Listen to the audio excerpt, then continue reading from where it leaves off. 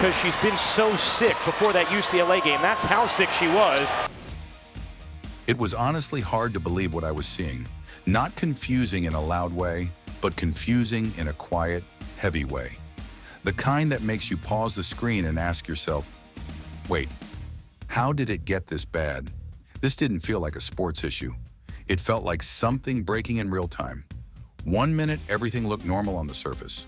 Games were being played, highlights were being posted, and the league kept moving. The next minute, fans started disappearing. Not slowly, all at once. Messages flooded in, comments changed tone, support turned cold, and suddenly a number kept showing up everywhere, 200,000. That number wasn't about tickets. It wasn't about ratings. It was anger. It was people saying they'd had enough. And what made it worse? No clear explanation, no calm statement, just silence where leadership should have been. Something was off. This wasn't a bad season or a heated online argument. This felt deeper, like trust slipping away while everyone pretended. Nothing was wrong, and when fans stop caring quietly, that's when leagues fall apart. Stay with us, because what really pushed these fans over the edge and why this moment could change the WNBA forever is about to be revealed. 2 for 1.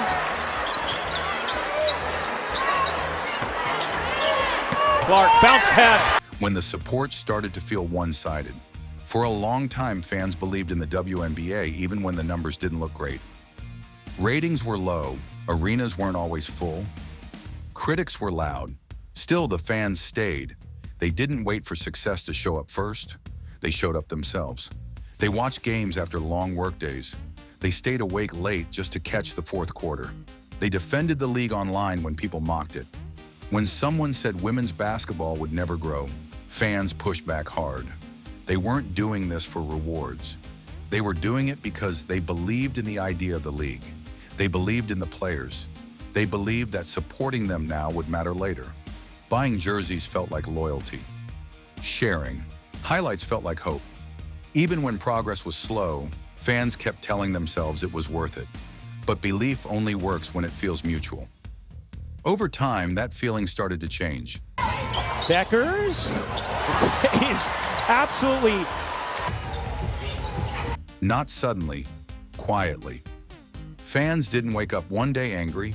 Instead, they started noticing small things. Questions went unanswered. Concerns were brushed off. When fans talked about fairness on the court, the response felt short. When they asked about player treatment, the answers felt vague. When they questioned the direction of the league, they were met with silence. It wasn't that fans felt attacked. They felt invisible. Statements from the league sounded polished but empty.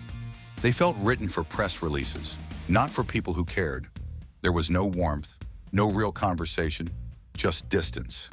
And distance is dangerous when a league depends on loyalty more than size. Some fans tried to be patient. They told themselves that change takes time. They reminded each other that growth is never smooth. They waited for balance. They waited for accountability. They waited for signs that their voices mattered. But each season added another small crack. A decision here that didn't make sense. A moment there where leadership stayed quiet when fans expected clarity. Another situation where it felt like the league spoke to its supporters instead of with them. None of these moments was big enough to cause outrage on its own. That's what made them worse. They stacked up slowly. Trust doesn't disappear in one dramatic moment. It fades in pieces. Fans started engaging less. Not because they stopped caring, but because caring started to feel pointless. Yaru to jump it up, and we are underway. JJ Quinterly getting the assignment of defend. Some stopped defending the league online. Others stopped watching every game. A few quietly stopped buying merch. They didn't announce their exit, they just pulled back. And that's the most dangerous stage for any league, because angry fans still talk. Disappointed fans go quiet. The league didn't seem to notice right away. Or maybe it did and hoped things would settle. But silence doesn't calm disappointment, it deepens it. Fans want to feel like partners, not background noise. Once supporters stop feeling heard, loyalty turns fragile. And fragile loyalty doesn't survive pressure. By the time frustration becomes visible, the damage has already been done. What looks like a crisis is usually the result of years of small, ignored moments. That's how the support started to feel one-sided. And that feeling is what set everything else in motion. The players became the center of the storm. This crisis didn't start because fans disliked the players. In fact, it was the exact opposite. Fans cared so much about them that every small misstep felt magnified. Every decision the league made or didn't make was being judged through the lens of loyalty. Certain athletes had brought new energy to the league. And lose. And that's 2. New attention that had never existed before. Games started drawing more eyes, tickets sold faster, fans who hadn't watched regularly before suddenly tuned in just to see these players perform. Their moves on the court became talking points. Their presence off the court became news. But this spotlight, which should have been a celebration, quickly turned into tension. The more attention these players received, the more complicated the dynamics became. Promotions highlighted their achievements. Yet every controversial headline seemed to land disproportionately on their shoulders. To supporters, it didn't look like protection, it looked like targeting. And the mixed signals were confusing. Fans didn't expect perfection. No athlete is flawless. They don't demand that players never make mistakes or always follow every rule perfectly, but what they saw instead was selectivity. Some moments received immediate attention, others, equally important, were ignored. That contradiction mattered. It created frustration and doubt. Soon, conversations among fans shifted from admiration to concern. Private groups, forums, and comment threads. Supporters asked quietly but repeatedly, "Who is this league really standing up for?" When questions like that don't have clear answers, uncertainty grows. The silent gaps between statements, the unexplained pauses, the lack of visible protection, it all began to feel like an intentional distance. And when fans feel distance, they start looking for exits. For many supporters, the connection to the league had been personal. They had followed these athletes for years, celebrated their triumphs, mourned their injuries, and argued with anyone who doubted their talent. These players weren't just entertainers.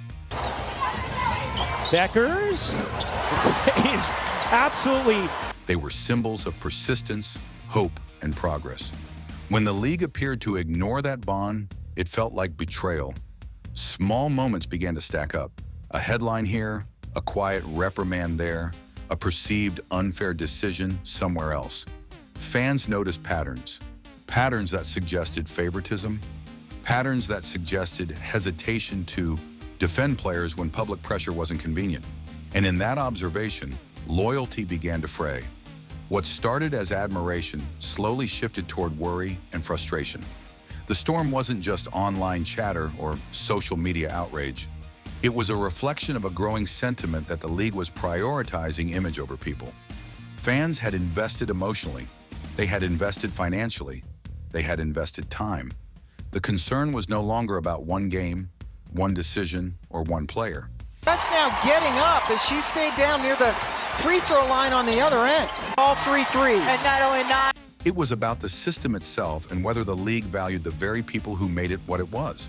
Before long, the players became the focal point of the crisis, not because they were doing anything wrong, but because their treatment revealed larger issues. They needed assurance that the league had their backs. When those assurances didn't appear, questions grew louder and loyalty began to slip away. And that is when the center of the storm formed. It wasn't a single incident. It wasn't a single statement. It was a combination of trust, care, protection, and expectation that collided in a way that fans could no longer ignore. Once that happens, attention becomes scrutiny, admiration becomes doubt, and concern transforms into action. And when people start asking who truly matters, exits become inevitable, and the storm only grows stronger. How 200,000 turned into a warning sign. Boycotts rarely start as big headlines. Usually they begin quietly, almost invisibly.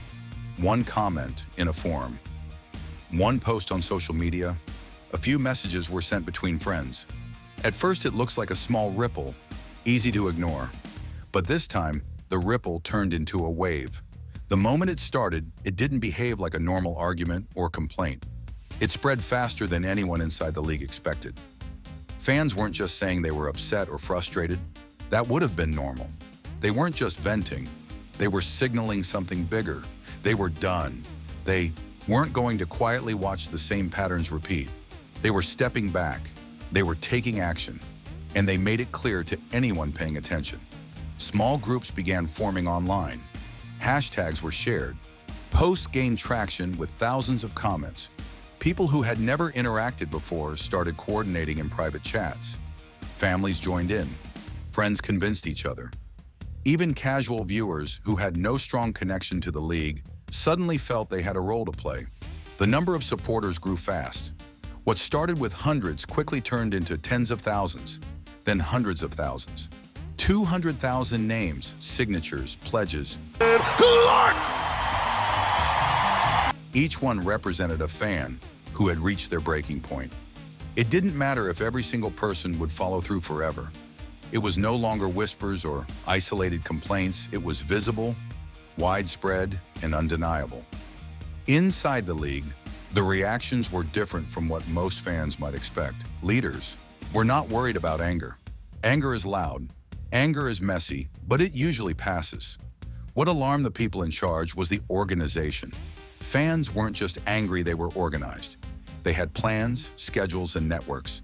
They were communicating in ways that could actually impact the league's revenue and credibility. Angry fans yell. Organized fans act. That difference is huge. Noise can be ignored. Action cannot. Companies and sponsors noticed immediately. They didn't wait to see if the situation would pass. They watched pledges, and they realized the consequences could be real and long-lasting. For the league, that is a terrifying position, not because fans disagreed, but because they proved they had the ability to mobilize and influence outcomes. In one sense, 200,000 was just a number. In another sense, it was a warning sign bigger than any press statement, bigger than any internal memo. The message was clear. Ignoring the fans or underestimating their influence could cost more than just money. It could cost the very stability of the league. By the time the boycott became widely visible, it wasn't just about frustration. It was about accountability. Fans were proving that they could organize faster, louder, and more efficiently than the system they supported. And anyone watching closely knew that this number, these people, could not be dismissed. Money, silence, and the cost of waiting too long. Professional sports survive on one fragile thing above all. Their hands are cold, but players are adapting. The benches are actually heated. I just see Clark get the layup to go. It's freezing. Trust. Trust between fans, trust between players, and trust in money that keeps the whole system alive. When all three align, a league thrives. When one of those pieces starts to pull away, the foundation shakes quietly at first. No explosions, no breaking news. Just a subtle wobble that can turn into a collapse if ignored. In the WNBA's case, unease began quietly, almost like a shadow creeping through hallways. Reports of sponsors' growing concerns started circulating, first in whispers, then in firm messages. There weren't dramatic walkouts or public threats at first. Instead, there were small pauses in decision-making. Conversations in meeting rooms grew tense. Questions became sharper. Sponsors asked for clarity, for assurance, for proof that their investments would be safe. That's often how financial pressure begins, not with announcements, but with hesitation. At the same time, leadership remained silent. No strong statement, no clear explanation, no visible plan. Empty offices and paused schedules replaced the words fans were waiting for. That quiet, intended or not, left a space for doubt to fill. Silence has a way of speaking louder than words. It allows people to assume the worst. For fans already feeling overlooked, this quiet was confirmation. It was proof that their concerns didn't matter until they became impossible to ignore. Every unanswered question, every delayed response, every vague statement added weight.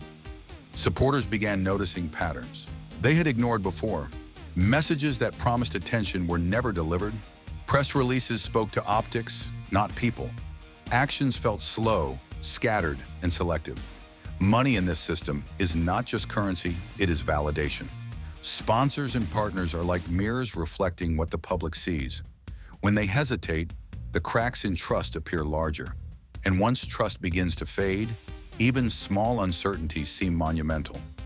Fans notice these cracks. They see hesitation as weakness. For women's professional players here in America, what obligation do you think the WNBA? They interpret silence as apathy. The longer the leadership waits, the wider the gap grows. By the time officials realize the depth of the problem, the situation has already escalated. Decisions that should have been timely now feel reactive. Statements that should have reassured now sound defensive. Once a crisis reaches that point, people stop believing in promises. They begin to act in anticipation of failure, not in support of hope. This delay also impacts the players. They feel the tension in every interaction, every message, every decision about games, schedules, and protection. They sense the uncertainty and pass it along to fans through interviews, social media, and visible frustration. What started as hesitation inside boardrooms grows into a visible rift on the court. Ultimately, waiting too long to act costs more than just money. It is very personal because the WNBA wants to forbid us to make a lot of more money than we're ever going to make here. It costs trust, it costs belief, and it costs the relationship between the league and the people who give it life every day. Fans do not wait indefinitely to feel valued. Once the patience runs out, silence turns into criticism. Criticism turns into action. And action can have consequences that no statement can undo. In professional sports, hesitation is expensive, but ignoring silence is even more dangerous. When leadership finally speaks during a crisis, it is often already too late. By then, the balance of loyalty, respect, and trust has shifted, and regaining it requires far more than words. It requires decisive action, accountability, and a demonstration that fans, players, and money truly matter. Why this moment could change everything. This situation isn't just about today. It's bigger than one game, one season, or even one decision.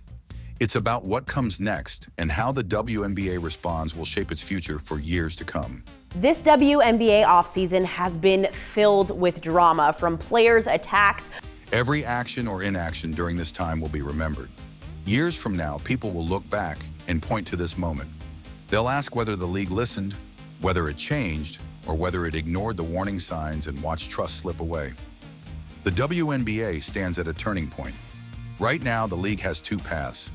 One path leads to growth, stronger relationships, and renewed respect from fans and players alike. The other path leads to decline, a gradual erosion of credibility, and a sense that leadership failed when it mattered most. Every fan who has ever felt ignored or undervalued is paying attention. Every sponsor considering their next deal is watching, every player wondering whether the league supports them is looking for signs. Fans don't want control. They don't want to dictate how the league should run. What they want is honesty, fairness, and accountability. They want to see that the league values both its stars and the people who have supported those stars for years. You know, we're seeing such a surge in women's sports, specifically women's basketball, especially in the WNBA. They want reassurance that their loyalty matters, that their opinions are heard, and that their time and energy are respected. These expectations are simple but powerful, and meeting them can prevent long-term damage. Rebuilding trust isn't easy. It takes more than statements or promises. It takes action. It requires leadership to listen carefully, admit mistakes, and make meaningful changes. Fans and players alike notice inconsistency. They notice when words are offered, but actions are delayed. They notice when decisions appear defensive instead of constructive. If the league wants to recover, it must respond in ways that are tangible, visible, and consistent. Right. Now, the fans aren't asking for perfection. They aren't demanding that every decision be flawless. What they are asking for is to matter again. They want to feel like their voices are heard and their support is valued. That feeling alone can rebuild connections stronger than ever. If leadership seizes this moment, they can turn a crisis into a turning point. We have the best players in the world. We have the best fans in the world. But right now, we have the worst leadership in the world. A moment when trust is not only restored, but strengthened. The stakes are real. Growth is possible, but only if the league acts deliberately and thoughtfully. The audience is already present. The talent is already on the court. The excitement is already in the air. What's missing is confidence. Confidence that the league understands its role its responsibility, and its community. Without action, fans may pull back. With action, the WNBA can show that it is capable of learning, adapting, and thriving, even after a crisis that could have broken it. This moment will define the league's future. How it responds will shape the relationship between players, fans, and leadership for years. The choice is clear. Act now, rebuild trust, and prove the league truly cares, or wait too long and risk losing the connection that makes the WNBA meaningful in the first place. Crises don't always announce themselves. Sometimes they arrive quietly, wrapped in disappointment instead of drama. That's what makes this moment so important. The WNBA still has a chance. Chorus of voices of current stars in the WNBA. The passion hasn't disappeared. It's just hurt. And hurt fans don't need to be convinced. They need to be understood. 200,000 people didn't speak up because they hate the league. They spoke up because they once believed in it. That difference matters more than anything else. History shows that leagues survive scandals. What they don't survive is ignoring the people who care the most. What happens next will define more than one season. It will define the relationship between the league and its audience for years to come. So the real question isn't whether fans will come back. It's whether the league will give them a reason to. If you believe change is needed, stay engaged. If you think fans deserve better, don't stay silent. This story isn't finished, and the next chapter depends on what happens now.